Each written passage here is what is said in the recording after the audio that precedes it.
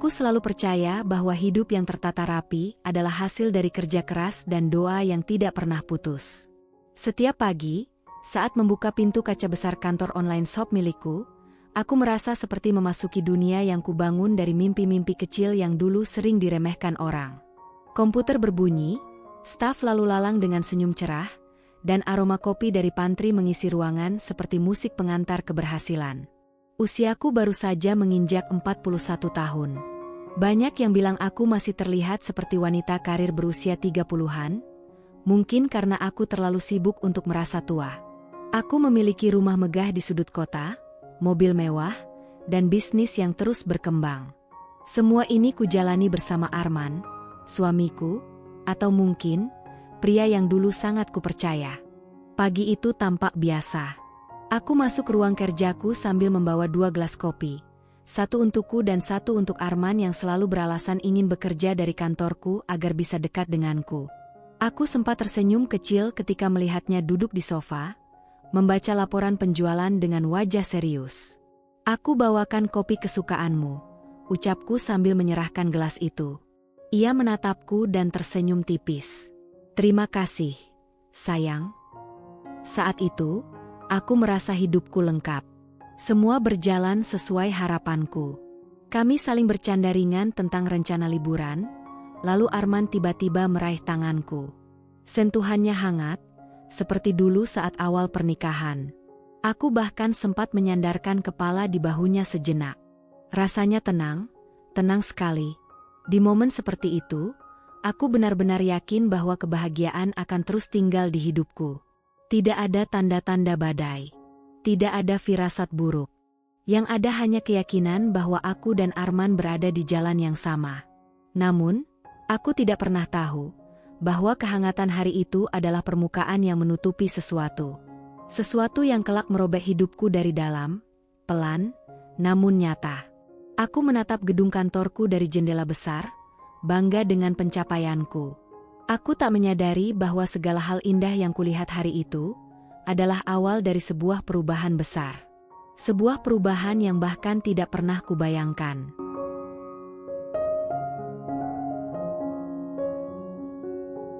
Hari itu aku pulang lebih sore dari biasanya. Cuaca cukup cerah, dan sinar jingga matahari menari di kaca mobilku, membuat suasana terasa hangat. Di sepanjang perjalanan, aku memikirkan Arman. Kami sudah beberapa minggu mencoba memperbaiki komunikasi setelah kesibukan kami sempat membuat jarak tak terlihat. Setibanya di rumah, aku melihat Arman sedang merapikan dasi di depan cermin ruang tamu. Ia terlihat tampan seperti biasa. Aku berjalan pelan mendekatinya lalu memeluknya dari belakang. Ia kaget sebentar, lalu tertawa kecil. "Kamu bikin aku hampir ngejat." Hampir loncat," katanya sambil tersenyum. "Aku kangen kamu," bisikku pelan. Ia menatapku melalui pantulan cermin. "Aku juga." Ada momen singkat di mana ia membalikkan tubuhnya dan memegang kedua bahuku. "Hangat, tenang." Ia menatapku dalam, seolah mencoba mengatakan sesuatu, tapi tidak benar-benar keluar. Aku hanya tersenyum, mencoba menepis perasaan aneh yang sempat muncul. "Ayo makan malam bareng. Aku sudah masakin kesukaanmu," kataku. Kami makan dengan tenang, bercerita tentang bisnis, rencana masa depan, dan hal-hal kecil yang membuat kami tertawa. Ia sempat mengusap pipiku, membuatku merasa sepenuhnya dicintai. Ada detik-detik ketika ia meraih tanganku di atas meja, lalu ia menggenggamnya erat seolah aku adalah sesuatu yang rapuh. Aku hampir menaruh kepalaku di bahunya lagi, tapi saat itu dia terdiam. "Ada apa?" tanyaku. "Tidak," katanya cepat sambil tersenyum, senyum yang tidak penuh seperti biasanya. Aku menatapnya lama, tapi memutuskan untuk tidak memaksa. Mungkin ia hanya lelah. Setelah makan malam, kami duduk di sofa. Ia memelukku dengan lembut, dan untuk beberapa saat semuanya terasa seperti masa-masa awal pernikahan kami. Bahkan ada momen ketika ia mencium keningku, dan aku menutup mata, menikmati setiap detiknya. Aku berpikir, mungkin inilah kebahagiaan. Mungkin semua akan terus baik-baik saja. Namun sebelum kami tidur, ia menerima panggilan dari seseorang. Nada suaranya berubah sedikit, lebih tegang, meski ia berusaha menutupinya. Ia cepat-cepat pergi ke teras untuk menjawabnya. Aku tidak mendengarkan isinya. Aku tidak ingin curiga. Aku hanya duduk di ruang keluarga, memandangi bayangan Arman yang berdiri di bawah lampu teras. Malam itu, aku masih percaya sepenuhnya. Aku tidak tahu bahwa panggilan itu adalah awal dari retaknya kehangatan yang kusimpan dengan seluruh hatiku.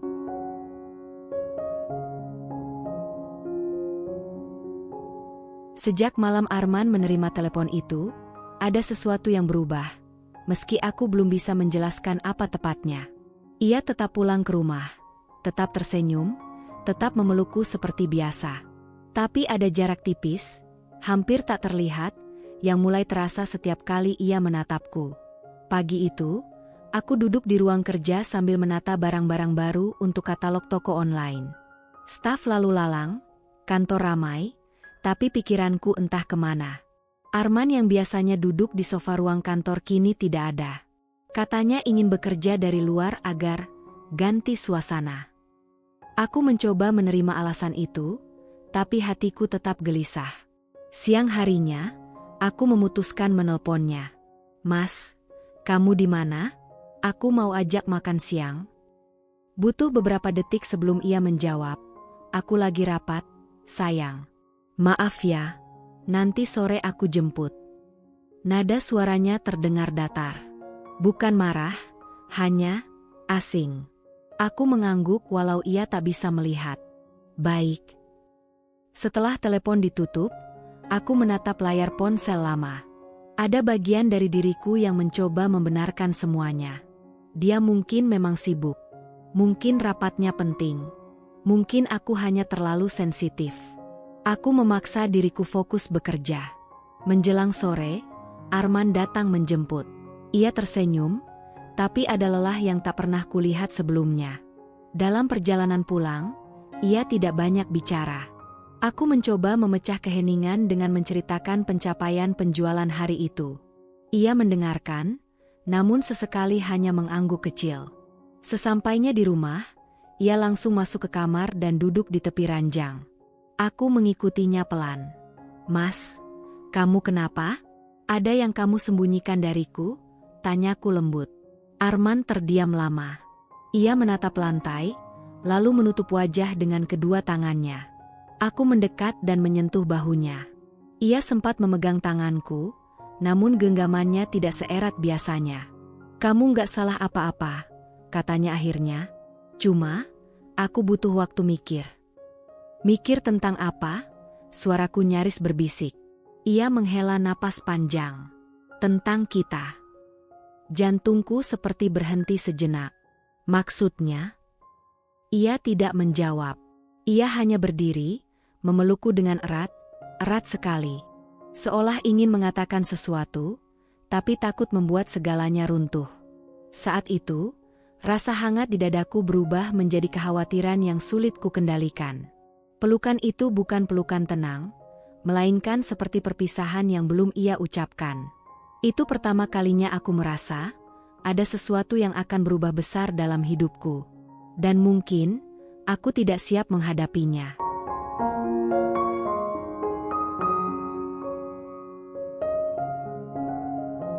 Aku tidak bisa tidur malam itu. Kata-kata Arman, aku butuh waktu mikir tentang kita, terus berputar di kepalaku. Aku memandangnya yang tertidur di sisi lain ranjang, membelakangi aku. Biasanya, ia memelukku sebelum terlelap. Tapi malam ini berbeda. Terlalu berbeda. Pagi harinya, Arman bangun lebih cepat dari biasanya. Ia tidak menunggu sarapan bersama, tidak mencium keningku, bahkan tidak menatapku lama. Hanya ucapan singkat. Aku pergi dulu. Pintu tertutup sebelum aku sempat bertanya lebih jauh. Seharian di kantor, aku merasa hatiku berat. Rasanya seperti menunggu sesuatu yang belum jelas bentuknya, tapi cukup kuat untuk membuat dadaku sesak. Setiap kali ponselku bergetar, aku berharap itu Arman. Tapi yang muncul hanya notifikasi kerja. Sore menjelang malam, aku sudah pasrah. Tidak ada pesan darinya. Aku memutuskan pulang lebih awal. Ketika masuk rumah, Arman sedang duduk di ruang tamu. Ia terlihat menunggu, tapi wajahnya tegang. Aku berdiri di ambang pintu, menahan napas. "Mas, ada apa?" tanyaku perlahan. Ia menatapku lama. Sangat lama, seakan mencari cara paling halus untuk menyakitiku tanpa sengaja. Aku duduk di depannya. Tangan kami sempat bersentuhan, tapi kemudian ia menariknya perlahan. "Rika," ia berkata pelan, suaranya berat. "Aku sudah pikirkan semuanya." Aku menelan ludah. "Tentang apa?" "Tentang rumah tangga kita." Hatiku langsung berdebar keras. Tanganku bergetar di pangkuan. Arman menarik napas panjang, lalu menatapku dengan mata yang penuh keraguan. Aku ingin kita berpisah." Dunia di sekelilingku seakan berhenti. "Apa?" Suaraku bergetar, hampir tidak terdengar. Aku lelah terus menunggu sesuatu yang sepertinya tidak akan datang. Aku menatapnya bingung. "Maksudmu?" Arman mengusap wajahnya. "Aku ingin punya anak, Rika. Dan setelah sekian lama, aku rasa kamu tidak bisa memberikannya." Dadaku seperti diremas. Aku mencoba tersenyum meski bibirku gemetar. "Mas, kita belum menyerah, kan? Kita masih bisa coba lagi. Kita masih bisa." "Terlalu lama, Rick." Suaranya memotongku pelan, tapi tajam. "Aku ingin keluarga, dan aku rasa aku harus mencari itu di tempat lain." Kata-kata itu menusukku begitu dalam, tanpa harus menggunakan kata yang kasar. Aku menunduk, menahan air mata yang berusaha keluar. Tidak pernah terpikir bahwa orang yang paling aku sayangi, menyimpulkan seluruh nilailah hidupku hanya dari satu hal yang belum bisa kumiliki. Ia berdiri, lalu memelukku dari belakang. Pelukan panjang, tapi dingin. "Maafkan aku." Saat itu, aku tahu.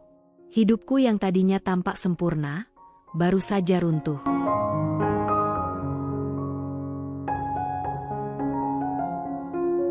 Hari-hari setelah Arman pergi terasa seperti berjalan melewati lorong panjang tanpa cahaya. Rumah terasa lebih luas, lebih kosong, lebih dingin.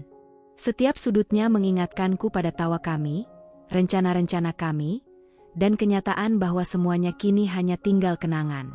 Aku tidak ingin larut terlalu lama, tapi tubuhku tidak sepenuhnya mengikuti keinginanku. Beberapa hari pertama, aku hanya duduk di ruang keluarga menatap jendela.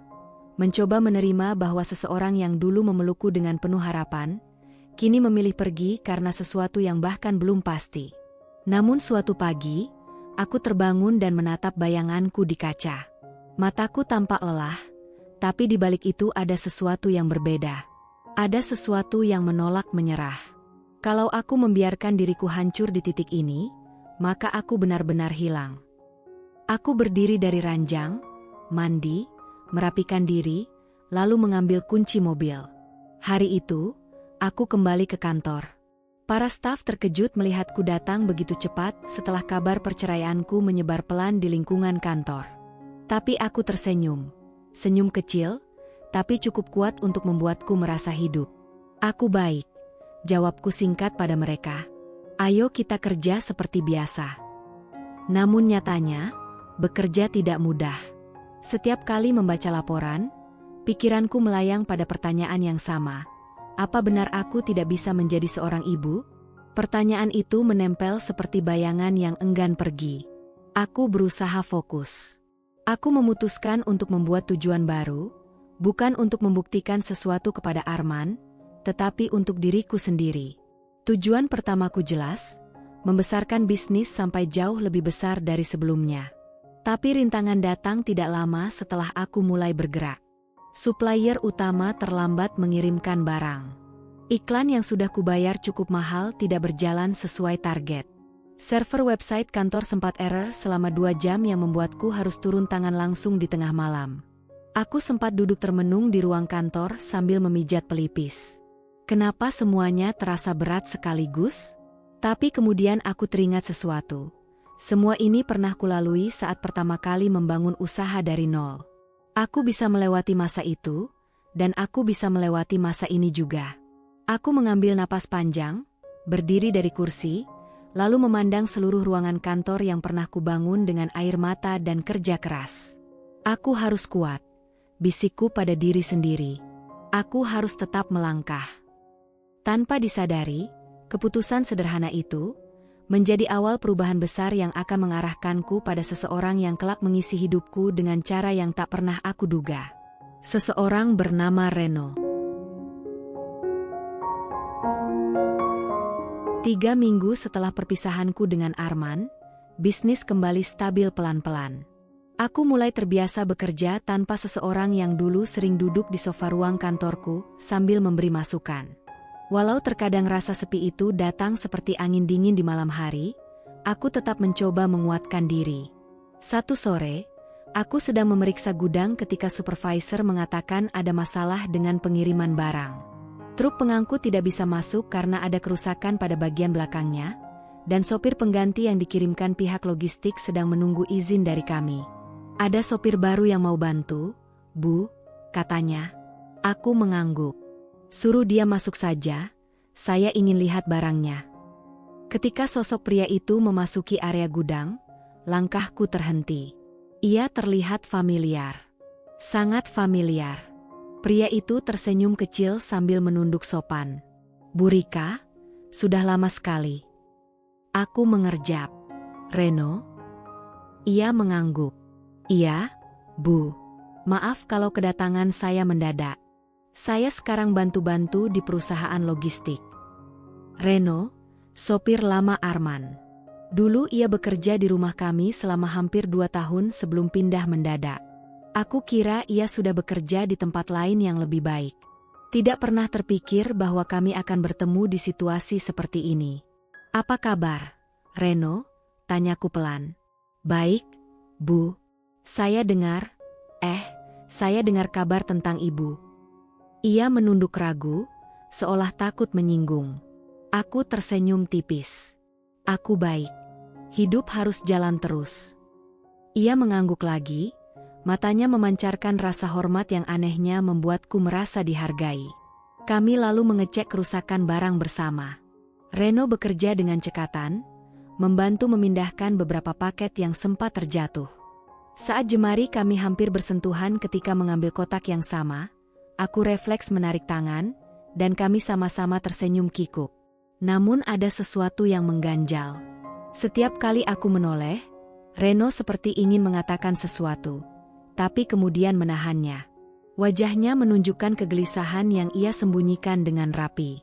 Sebelum pulang, ia menghampiriku dan berkata pelan, Bu, kalau nanti ada waktu, saya ingin bicara. Ada hal penting yang dulu tidak sempat saya sampaikan. Aku menatapnya heran. Tentang apa? Reno menggeleng.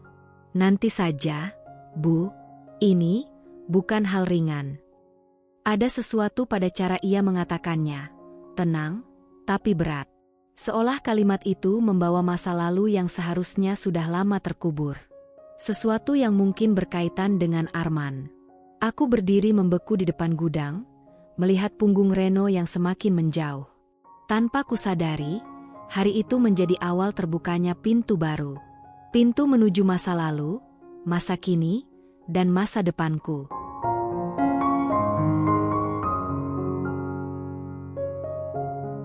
Sejak pertemuan pertama dengan Reno di gudang, pikiranku tidak pernah tenang. Ia selalu muncul di benakku seperti bayangan yang hangat namun membingungkan.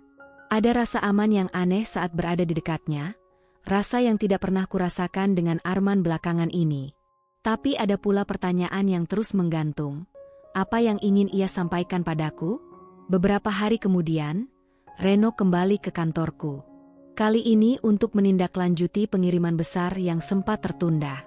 Kami bertemu di ruang rapat kecil, meja penuh dengan dokumen dan layar laptop yang menampilkan jadwal pengiriman. Aku harap ibu tidak keberatan, katanya sambil menata berkas. Aku ingin bantu sebisa mungkin. Aku tersenyum tipis, mencoba menenangkan diri. Tidak apa-apa. Aku menghargai itu, Reno. Selama beberapa jam, kami bekerja berdampingan. Ada momen ketika tangan kami hampir bersentuhan saat mengambil dokumen yang sama. Aku bisa merasakan kehangatan jemarinya seolah menyalurkan energi tenang yang membuatku nyaman. Sekejap aku menoleh, ia menatapku dan tersenyum. Tanpa kata, tapi ada komunikasi yang jelas antara kami. Setelah pekerjaan selesai, ia mengajakku keluar sebentar ke halaman kantor. Angin sore menerpa wajahku, membawa harum bunga dari taman di dekatnya. Reno menatapku serius. "Bu, aku harus jujur," katanya pelan. "Dulu aku pernah tahu hal tentang Arman yang ibu tidak tahu. Aku menahan diri karena takut menyakiti ibu." Aku terdiam. Hatinya tampak tulus, tapi aku ragu. "Hal apa, Reno?" tanyaku hati-hati. Ia menghela napas panjang, menatap ke langit. Bahwa isu tentang ibu yang tidak bisa hamil sebenarnya bukan sepenuhnya benar. Aku tidak tahu cara memberitahu waktu itu. Kata-kata itu seperti petir di siang bolong. Aku menatapnya, bingung dan campur aduk. Sebagian hatiku ingin marah, tapi sebagian lagi merasa lega. Selama ini aku selalu mempertanyakan diriku sendiri, merasa rendah, merasa gagal. Ternyata semua bukan sepenuhnya salahku.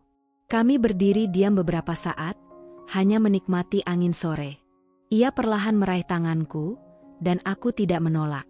Genggaman tangannya hangat, menenangkan, memberi rasa aman yang sudah lama hilang dari hidupku. Di balik semua kejadian ini, aku tahu satu hal, Reno bukan hanya teman atau mantan sopir Arman. Ia bisa menjadi seseorang yang penting, yang mungkin mengubah jalan hidupku ke arah yang lebih baik. Namun hati kecilku tetap ragu. Bisakah aku membuka diri lagi setelah sakit hati begitu besar? Bisakah aku percaya pada seseorang yang dulunya hanya ada di masa lalu? Jawaban itu belum kutemukan. Tapi satu hal jelas, perjalanan ini baru saja dimulai.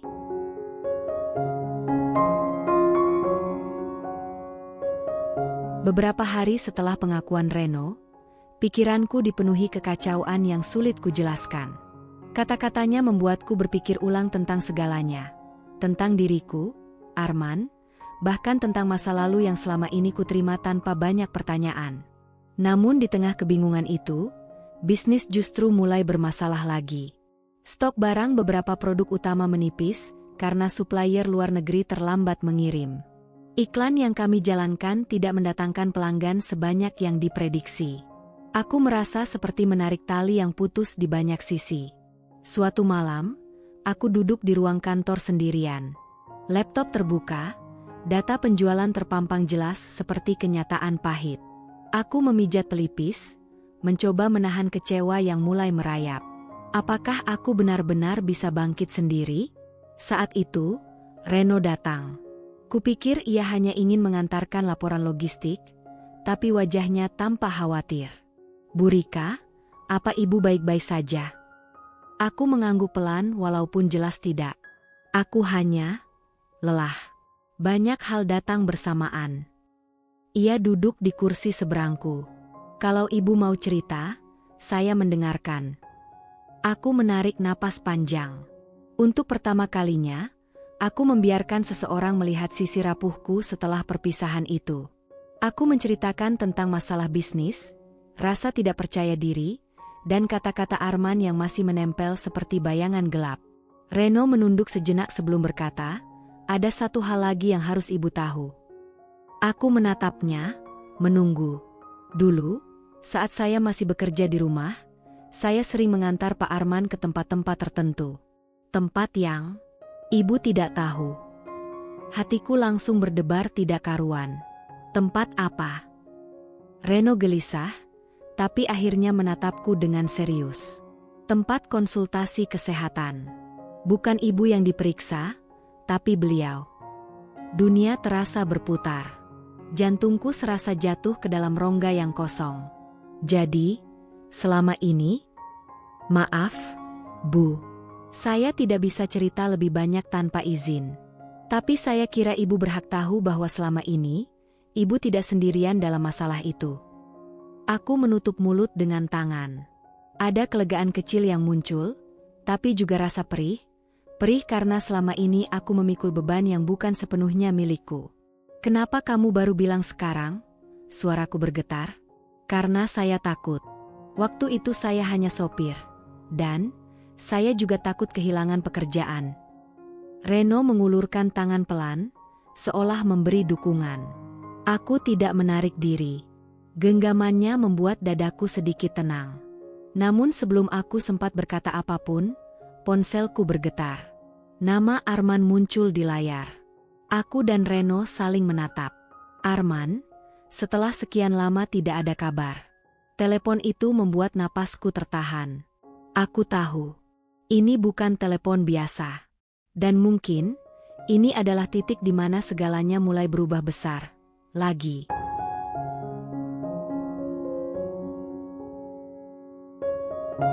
Ponsel bergetar di tanganku. Nama Arman terpampang jelas di layar, membuat seluruh tubuhku menegang.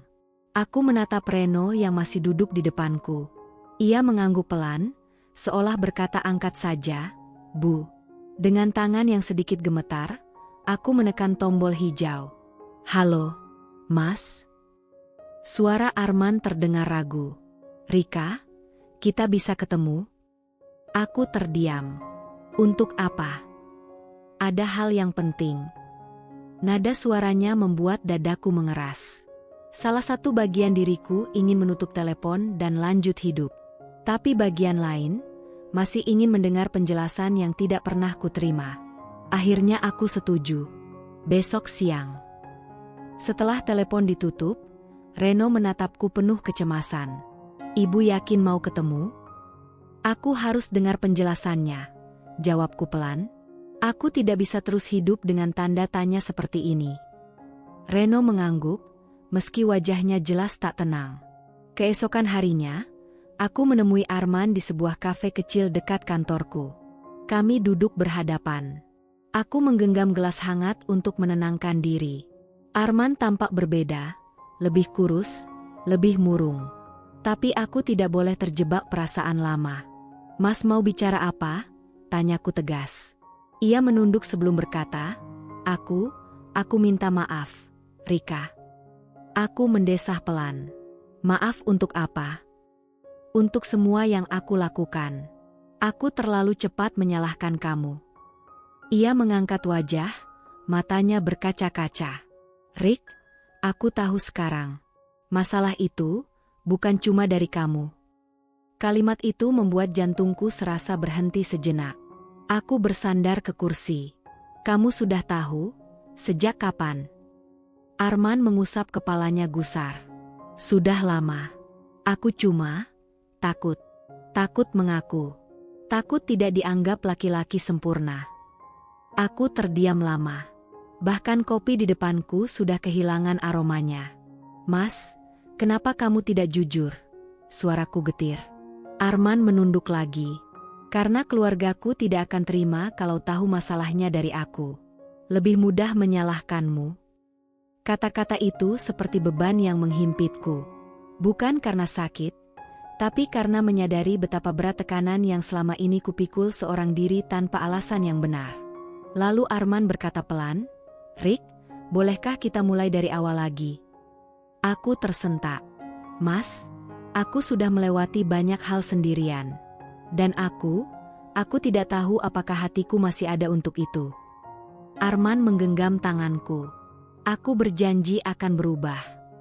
Aku menarik tanganku perlahan. Maaf, Mas. Di saat itulah aku melihat sosok Reno berdiri di luar kafe, tampak sedang ragu apakah ia harus masuk atau tidak. Matanya hanya tertuju padaku, penuh kekhawatiran. Dua pria. Masa lalu dan kemungkinan masa depan. Dua arah yang berbeda. Dan aku berada tepat di tengahnya. Untuk pertama kalinya, aku bingung bukan main. Dan ketidakpastian itu membuat dadaku sesak. Setelah pertemuan dengan Arman, pikiranku tidak bisa tenang sama sekali. Malam itu aku berdiri di balkon rumah, memandang lampu-lampu kota yang berkelip. Angin malam menyentuh wajahku, tetapi dadaku tetap terasa berat. Pintu balkon terbuka perlahan. Reno muncul, masih memakai kemeja kerja. Ia berjalan mendekat, lalu berdiri di sampingku. Bu, kelihatannya ibu banyak pikiran. Aku menatapnya lelah. Hari ini terlalu berat, Ren. Ia mendekat sedikit, ragu, tetapi akhirnya berani menggenggam tanganku. Apa yang bisa saya bantu? Sentuhan itu membuatku hampir runtuh. Bukan karena romantisnya, tapi karena hangatnya. Hangat yang dulu tidak pernah kudapatkan saat bersama Arman. Aku bertemu Arman, kataku lirih. Reno menarik napas panjang, matanya langsung khawatir. Dia bilang apa? Dia meminta kami, mulai dari awal lagi. Reno terdiam. Tanganku perlahan dilepasnya, seolah ia baru saja mendengar sesuatu yang mematahkan semangatnya. Begitu ya, Ren, aku memanggilnya pelan, tapi ia menunduk. Saya hanya takut kehilangan ibu, bisiknya. Selama ini saya hanya bisa lihat dari jauh, tapi saya... Reno. Aku memegang lengannya agar ia menatapku. Aku belum memutuskan apapun. Ia menatapku dengan mata yang begitu jujur, hingga membuatku semakin bingung. Apa yang ibu inginkan sebenarnya? Pertanyaan itu menusuk lebih dalam daripada yang kubayangkan. Keesokan harinya keadaan semakin runyam. Tim manajemen bergegas ke ruanganku. Salah satu staf berkata panik, "Bu Rika, ada masalah besar. Platform marketplace memblokir sementara beberapa toko kita karena laporan pelanggaran massal." Aku terperanjat. Pelanggaran apa? Stok? Pengiriman? Tidak jelas, Bu. Tapi jumlah laporannya tidak wajar. Ini jelas serangan dari pihak pesaing. Aku merasa lututku hampir lemas. Ini bisa menghancurkan reputasi online shopku. Belum sempat berpikir, ponselku berdering berkali-kali. Pelanggan mengeluh. Supplier bertanya. Customer service kebanjiran chat. Semuanya terjadi bersamaan, dan aku sebagai pemilik harus mengambil keputusan cepat. Saat tengah berpikir, pintu kantorku diketuk.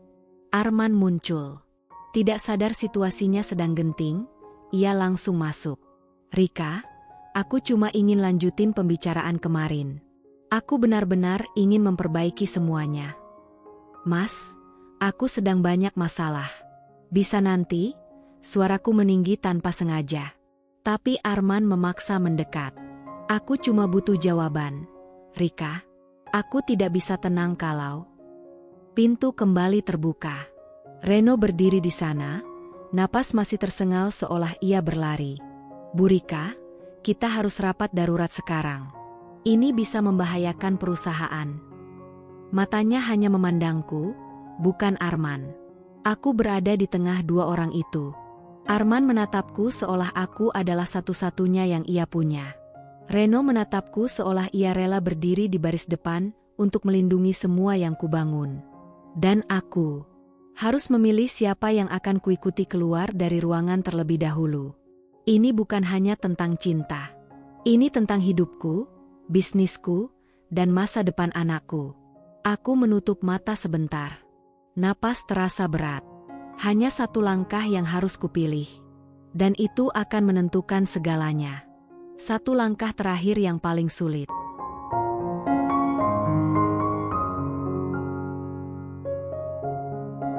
Saat aku berdiri di antara Arman dan Reno, rasanya waktu berhenti. Napas mereka berdua terdengar jelas. Aku menatap Reno, lalu Arman, lalu memandang kedua tanganku yang bergetar. Selama ini aku selalu berlari dari masalah. Tapi sekarang, aku tidak bisa lagi.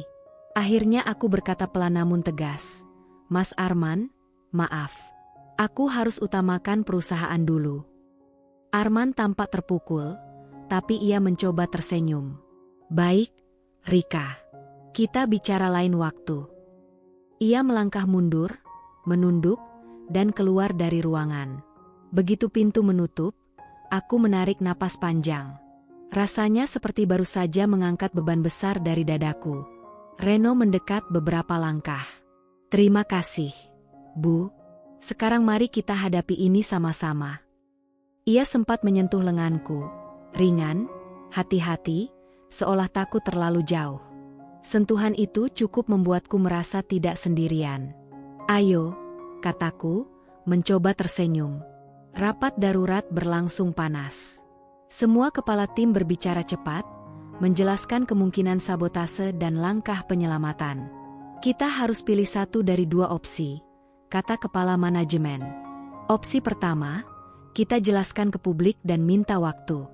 Opsi kedua, kita ambil alih penuh semua akun dan kerja 24 jam untuk bersihkan laporan satu persatu. Semua mata mengarah padaku.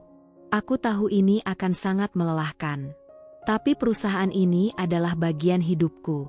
Aku pilih opsi kedua, kataku mantap. Kita selamatkan toko kita dengan cara kita sendiri. Reno tersenyum tipis, bangga. Saya siap dampingi ibu. Hari itu menjadi hari terpanjang dalam hidupku. Kami bekerja tanpa henti. Aku mengecek dashboard, memantau laporan, menulis klarifikasi, dan merespon ratusan pesan dari pelanggan. Reno selalu berada di sisiku. Kadang ia mengambilkan air minum. Kadang ia memijat pelan bahuku ketika melihatku terlalu tegang.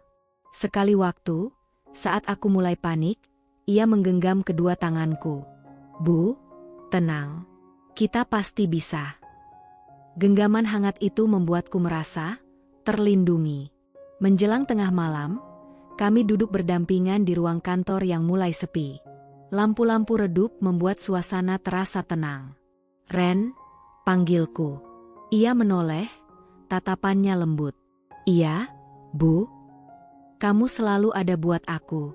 Padahal kamu tidak punya kewajiban sebesar itu. Reno tersenyum kecil. Karena ibu selalu berjuang sendirian. Saya cuma ingin sedikit saja membuat hari ibu lebih ringan. Aku merasakan hati bergetar. Entah kenapa malam itu, semuanya terasa berbeda. Aku bersandar pelan di bahunya. Ia kaget, tapi tidak menolak. Kami hanya diam. Tanpa kata-kata. Hanya kehangatan yang menenangkan. Untuk pertama kalinya setelah sekian lama, aku merasa tidak harus kuat sendirian. Namun sebelum aku sempat menikmati ketenangan itu, ponselku berbunyi. Notifikasi penting dari tim keamanan. Bu Rika, ternyata serangan ini dilakukan orang dalam.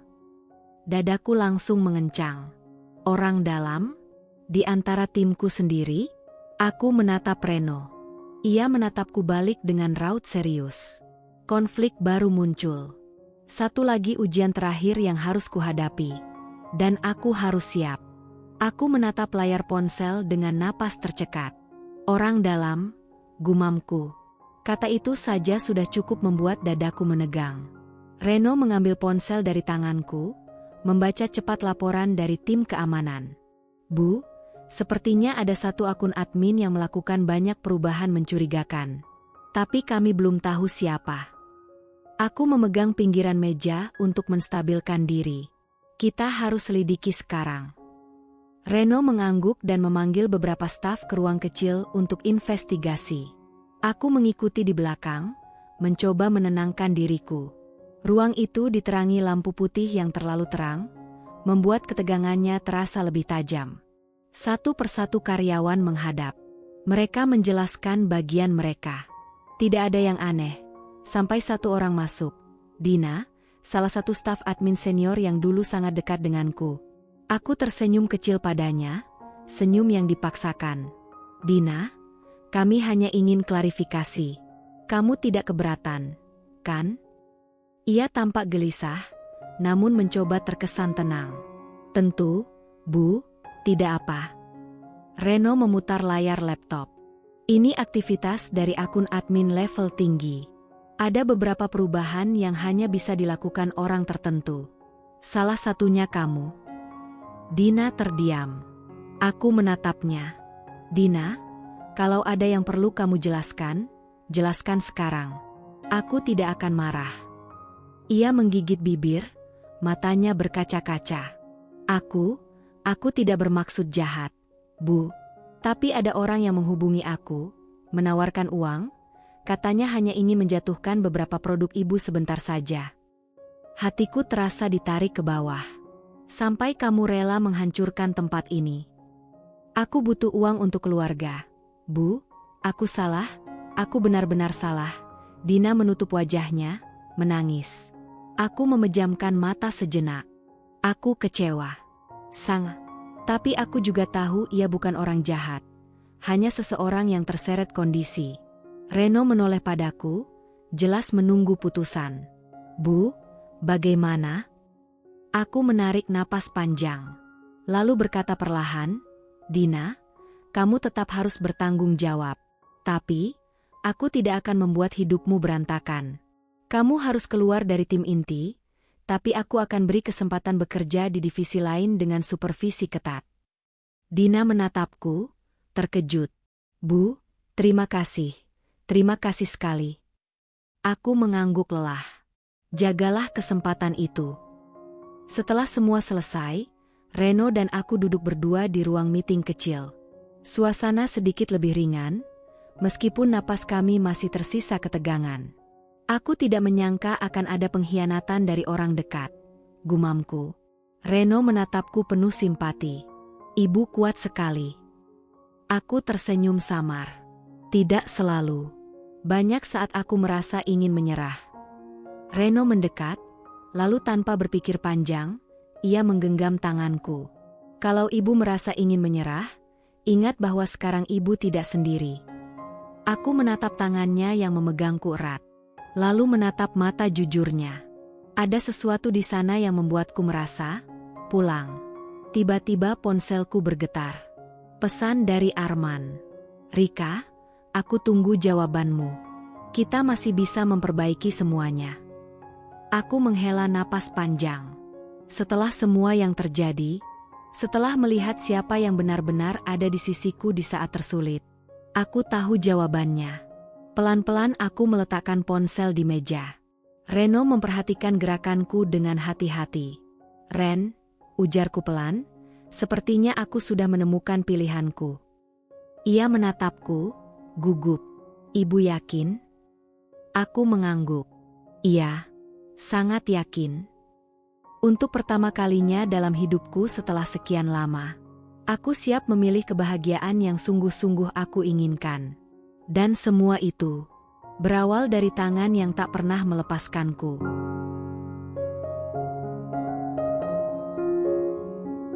Sudah 2 minggu berlalu sejak semua kekacauan itu. Bisnisku perlahan stabil, laporan-laporan palsu telah bersih, dan akun marketplace kembali normal. Aku bisa bernapas lebih lega. Pagi ini, aku duduk di teras belakang rumah sambil menikmati teh hangat. Udara sejuk menenangkan pikiranku. Dari dalam rumah, terdengar suara tawa kecil, suara anakku yang masih bayi. Suara yang dulu hanya bisa kubayangkan. Aku tersenyum, menatap ke langit yang cerah. Reno muncul membawa selimut kecil. Ia meletakkannya di sampingku, lalu duduk di kursi sebelah. Pagi, Bu, katanya lembut. Pagi, Ren. Aku menatapnya, dan kami saling tersenyum. Senyum yang tidak membutuhkan penjelasan apapun. Setelah mengambil waktu lama untuk berpikir, aku akhirnya membalas pesan Arman dengan singkat. Terima kasih. Tapi aku sudah melangkah ke masa depan yang berbeda. Tidak ada amarah.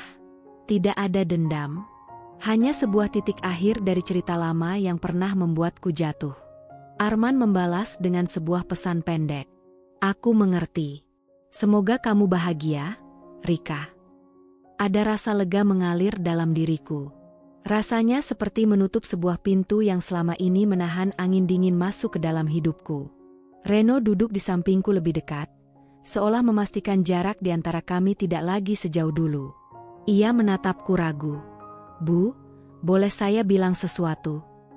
Aku menoleh. Apa? Saya masih takut.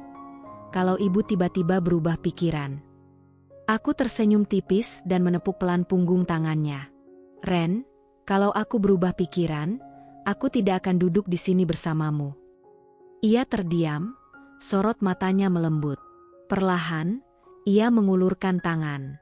Boleh saya tetap ada di hidup ibu? Aku menatapnya lama. Tidak ada keraguan tersisa dalam diriku. Perasaan ini tumbuh perlahan, dari kedekatan, dari perjuangan bersama, dari perhatian kecil yang selalu ia berikan tanpa perlu diminta. Akhirnya aku menggenggam tangannya lebih erat. "Ya, Ren, aku ingin kamu ada di hidupku." Ia menutup mata sebentar, seperti menahan rasa haru. Lalu ia berdiri dan menunduk sedikit ke arahku, memelukku pelan. Pelukan hangat, sederhana, tetapi membuat hatiku terasa penuh. Setelah itu kami duduk lagi, menikmati suasana pagi. Reno bermain dengan ujung jariku, sesekali menggenggamnya erat. Ada rasa baru yang semakin kuat tumbuh di antara kami, bukan sekadar rasa terima kasih, tapi juga ketertarikan yang lembut. "Ren," panggilku pelan. "Ya? Apa kamu bahagia?" Ia menatapku lama sebelum menjawab. "Selama ibu ada di sisi saya bahagia." Aku tersenyum, merasa dadaku hangat. Untuk pertama kalinya dalam waktu yang sangat lama, aku merasakan ketenangan yang sungguh-sungguh. Hidupku tidak sempurna, tapi kini aku memiliki sesuatu yang lebih berharga dari kesempurnaan. Ketulusan. Dan itu sudah cukup untuk membuka babak baru dalam hidupku. Hari ini, aku berdiri di depan jendela besar kantorku, memandang para karyawan bekerja dengan penuh semangat. Ruangan terasa lebih terang daripada biasanya. Mungkin bukan karena cahaya matahari, namun karena hatiku yang akhirnya bisa bernapas lega. Aku mengingat kembali perjalanan panjang yang telah kulewati. Semua luka, perpisahan, keraguan, tekanan bisnis, sampai akhirnya menemukan seseorang yang bertahan di sisiku tanpa syarat. Sejujurnya, dulu aku pikir hidupku sudah berakhir ketika Arman pergi. Aku pikir aku tidak akan pernah punya keluarga, tidak akan punya kesempatan untuk mencintai lagi. Tapi ternyata, hidup selalu punya cara mengembalikan sesuatu, bahkan yang sempat kukira hilang selamanya. Aku tersenyum sendiri. "Bu Rika," panggil suara yang begitu kukenal. Reno masuk sambil membawa 2 cangkir minuman hangat. "Saya buatkan yang ibu suka." Aku tertawa kecil. "Terima kasih. Kamu memang selalu perhatian." Reno menyerahkan cangkir itu dan duduk di sampingku. Saat aku menggenggamnya, jarinya menyentuh tanganku sebentar. Bukan sengaja, tapi cukup membuat jantungku berdebar lembut. Perasaan yang dulu asing, kini begitu akrab. "Kita sudah melalui banyak hal, ya?" ucapku sambil memandang keluar jendela. Reno mengangguk. "Tapi ibu tetap kuat." "Saya cuma ikut bantu." Aku menoleh padanya. "Jangan bilang, cuma bantu. Kamu ada di saat semua orang menjauh. Kamu bertahan ketika aku hampir jatuh. Itu bukan cuma." Reno terdiam, tersenyum, lalu menatapku dengan mata yang begitu tulus.